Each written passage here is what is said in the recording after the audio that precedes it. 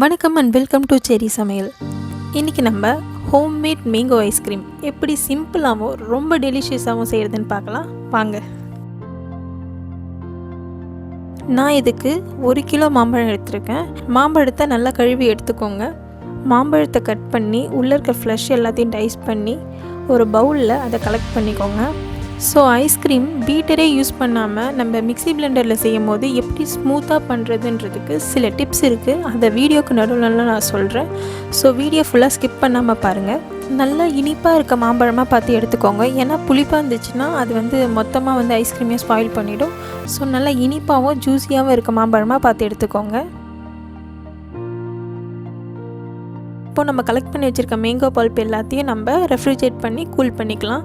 ஏன் இதை நம்ம கூல் பண்ணணும்னா நம்ம இருக்கிற இடத்துல ரூம் டெம்பரேச்சர் எப்படி இருக்கும்னு தெரியாது. ஸோ நம்ம இதை சில் பண்ணால் தான் ஐஸ்கிரீமோட டெக்ஸ்சர் கரெக்டாக கிடைக்கும். அதனால தான் நம்ம இதை சில் பண்ண போகிறோம். இப்போ நான் 500 ml சில்டு ஃப்ரெஷ் க்ரீம் எடுத்திருக்கேன். ஸோ நம்ம எந்த அளவுக்கு சில்டான இன்க்ரீடியன்ட்ஸ் யூஸ் பண்ணுறோமோ அந்த அளவுக்கு நம்மளுக்கு ஐஸ்கிரீமோட டெக்ஸ்சர் கரெக்டாக கிடைக்கும். இப்போது இந்த சில்டு ஃப்ரெஷ் க்ரீமை பிளெண்டரில் ஆட் பண்ணிக்கலாம்.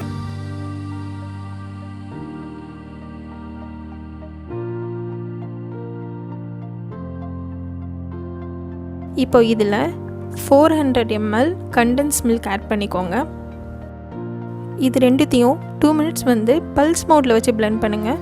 நம்ம எப்பயுமே ரெகுலேட்டர் கிரைண்ட் பண்ணுறதுக்கு ஒரு சைட் ரொட்டேட் பண்ணோம் இல்லையா, அதுக்கு ஆப்போசிட் சைடில் ஒரு ஆப்ஷன் இருக்கு இல்லையா, அந்த சைட் ரொட்டேட் பண்ணுறது தான் பல்ஸ் மோட். அதில் 2 minutes பிளெண்ட் பண்ணி எடுத்துக்கோங்க.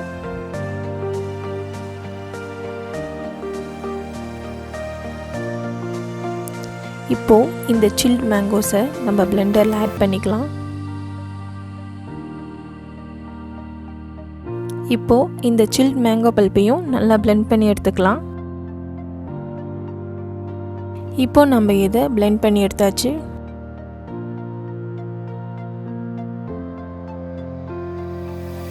ஃப்ரெஷ் க்ரீமோட மிக்ஸ் பண்ணி எடுத்து வச்சுக்கோங்க.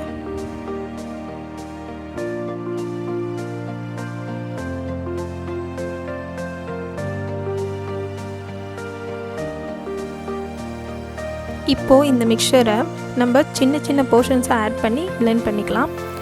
நான் 2 கப்ஸாக ஆட் பண்ணி பிளெண்ட் பண்ணுறேன். ஃபஸ்ட்டு 2 கப்ஸ் ஆட் பண்ணி நல்லா பிளெண்ட் பண்ணி எடுத்துக்கோங்க. இப்போ பாருங்கள் எவ்வளோ ஸ்மூத்தாக நம்மளுக்கு கிடச்சிடுச்சின்னு சொல்லிட்டு இதை இந்த பவுலில் ட்ரான்ஸ்ஃபர் பண்ணி எடுத்து வச்சுருங்க.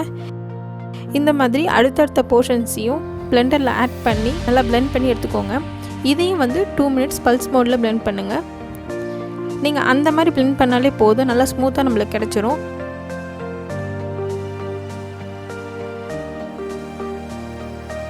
பாருங்கள், இப்போ நம்ம எல்லா போர்ஷன்ஸுமே நல்லா பிளெண்ட் பண்ணி எடுத்துட்டோம்.